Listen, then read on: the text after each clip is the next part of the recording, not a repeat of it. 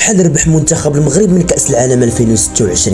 ملايين الدولارات دخلت الخزينة الجامعة الملكية المغربية، ولكن شحال بالضبط وكيفاش توزعت هذه الجوائز؟ في هذا الفيديو غادي نكتشفوا بالارقام الرسمية شحال دخل المغرب من مونديال 2026، الاسباب اللي خلات هذه النسخة تكون اغلى نسخة في التاريخ. هاد السنوات اللي فاتوا الجامعه المغربيه زهاوها فلوس وتروجت عندهم الدعوه ديال بصح، ها مونديال قطر، ها كاس افريقيا، ها كاس العالم للشباب، ودابا كاس العالم 2026. ملايين الدولارات دخلوا للخزينه، وهذا الشيء راه حاجه زوينه ولكن حنا مازال ما شفنا منهم والو. والسلقجه عطينا شويه من الجميل الله يرحم بها الوالدين. شوف قبل ما نبداو هز معاك شي باريزه وانت متبع معايا، لان كاينين اموال كثيره لربما تعمر منها الباريزه. ترى مليون كاين طاح مليون. في هذه النسخه من المونديال منتخب اسبانيا ما ربحوش غير داك الكاس، ولكن هاد خونا الصلع اللي هو رئيس الفيفا اطلع المكافآت والارباح ديال بصح. هادشي علاش هاد العام كانت البطوله استثنائيه ومزوهره ديال بصح. عرفت المشاركه ديال 48 منتخب. مجلس الفيفا في الاجتماع اللي داروا قبل المونديال اتفقوا باش يرفعوا الميزانيه اللي غتفرق على المنتخبات لواحد الرقم قياسي اللي وصلوه ل 871 مليون دولار، واللي هي 871 مليار سنتيم. وعوق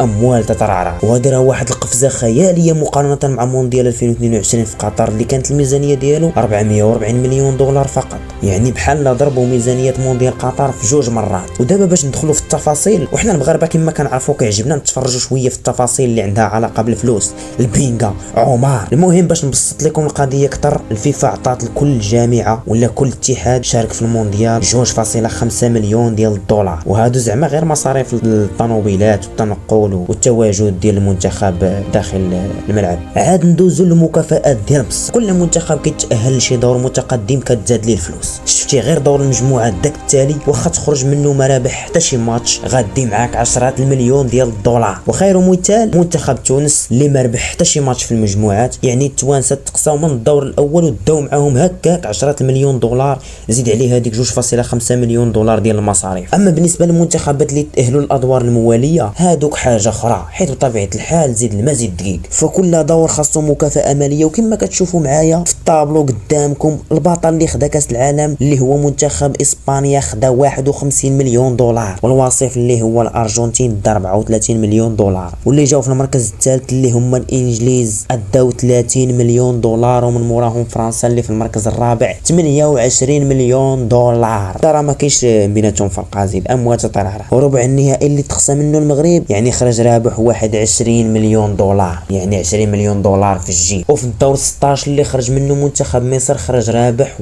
16 مليون دولار، وفي الدور 32 12 مليون دولار. اما بالنسبه للبطل اللي دا كاس العالم كيف قلت لكم دا 51 مليون دولار، زائد ان هذه النسخه عطاهم واحد الحاجه اللي سبيسيال. اللعابه ديال اسبانيا لاول مره في التاريخ خداو الخواتم ديال الابطال الذهبيه اللي مصايبين سبيسيال بحال داكشي ديال سوبر بول في امريكا. والقيمه ديال الخاتم الواحد ساويه 12,000 دولار، هي 12 مليون. فهاد الفلوس كامله اللي كيربح المنتخب من المونديال ما كتمشيش لجيب اللعابه نيشان، هاد الفلوس كتمشي عند المواطنين والجماهير اللي تفرجوا. يعني نوض قلب على راسك وليدي، ياي عندكم تيقون راه غير ضحك معاكم. دابا غادي نقول لكم فين كيمشيو هاد الفلوس مزيان. الفيفا سيدي داروا واحد البرنامج واحد اخر وخصصوا واحد الميزانيه ديال 355 مليون دولار باش يعوضوا الانديه، وهذا البروغرام دار باش يعوضوا الفرق اللي عندهم لعابه لاعبين في المونديال. تخيلوا معايا هاد التعويض كيوصل ل 5000 دولار النهار على كل لاعب. وغادي نعطيكم مثال باش انكم تفهموا. مثال ديال اشرف حكيمي لعب الادوار الاقصائيه، الفيفا كتعطي 5000 دولار النهار لباريس سان جيرمان، بحال كيعوضوا الفرقه في داك اللعاب اللي كراهو عندهم باش انه يلعب كاس العالم. وهذا الخلاص هذا كتاخذوا الفرقه قبل 10 ايام من الافتتاح. المهم كدوز 5000 دولار على كل نهار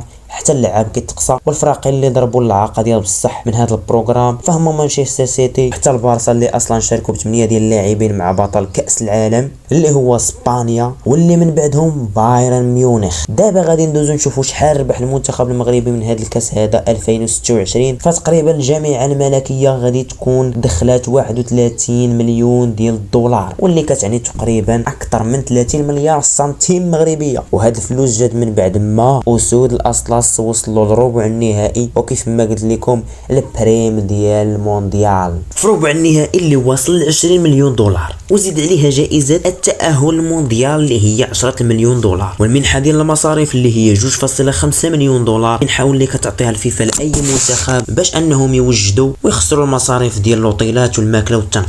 ولكن حتى هاد الفلوس فين كيمشيو؟ الاتحاد الدولي لكرة القدم الفيفا كيصيفط هاد الفلوس مباشرة ديريكت للحساب ديال الجامعة الملكية المغربية لكرة القدم، حيث هي المؤسسة الرسمية اللي تابعة ليه. يعني الفلوس ما كتصيفطهمش نيشان الفيفا الكونت ديال اللعابة. الجامعة سيدينك كتقسم هاد الميزانية لجوج حوايج، الاولى اللي هي البريمات ديال اللعابة والطاقم، واحد الجزء من هاد الفلوس كيمشي كبريمات للعابة ديال المنتخب كيسخنوا به جيوبهم، المدرب حتى هو والطاقم التقني واللي موراه واللي عارفين الناس وماشي حنا الناس اللي عارفين باللي كاع المنتخبات كيعطيو اللعابه من 30% حتى ل 40% من مجموع الارباح. وراها سيدي قبل ما يسافروا للمونديال كيجلسوا مع رئيس الجامعه وكيتفقوا على هذا الشيء النهار الاول يموت المش، شحال غادي يشد كل واحد الى وصلنا للدور الاول، شحال الا دزنا للثمن، شحال الا دزنا للربع والنصف حتى الفينال. وراه كيديروا هذا الشيء باش كل شيء يبقى مركز غير على كره وما يبقاش يخمم في عمر العقل بينكا راه كتمرض الدماغ شويه. اجي يا سيدي نديروا واحد الحاسبه صغيره وسهله ونشوفوا كل لاعب شحال غادي يدي معاه. كما قلنا سيدينك ان في المجموع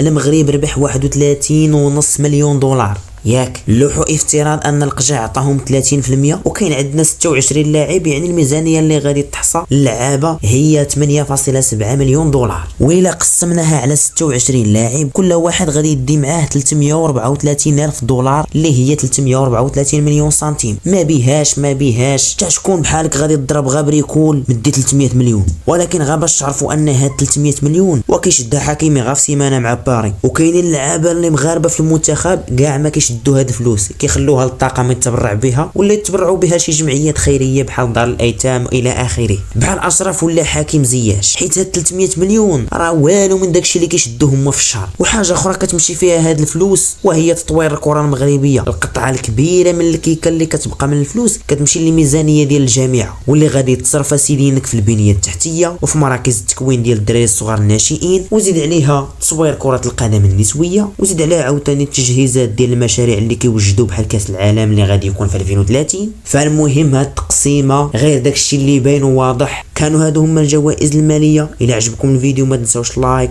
كومونتير. كان معكم ديلياك وبسلامه.